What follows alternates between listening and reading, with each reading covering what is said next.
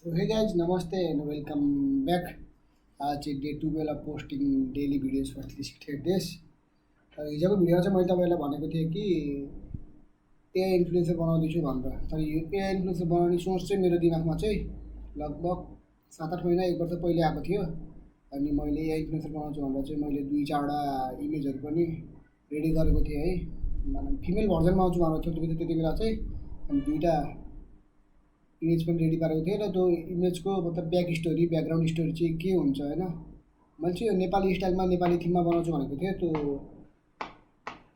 इमेजहरू पनि मैले सेभ गरेर राखेको छु है। त्यसको ब्याकग्राउन्ड स्टोरी के राख्ने भनेर लिएको थिएँ, त्यो पनि मैले सेभ गरेरै राखेको थिएँ। सो त्यो मैले यहाँ देखाउँदैछु। अनि कमेन्ट गर्नु है, इन्फ्लुएन्सर बनाऊँ कि नबनाऊँ या फिर अरू के नयाँ कुरा सिकौँ र मैले डेली पोस्ट गरौँ भनेर कमेन्ट गर्नु होला। अब जुन धेरै कमेन्ट आउँछ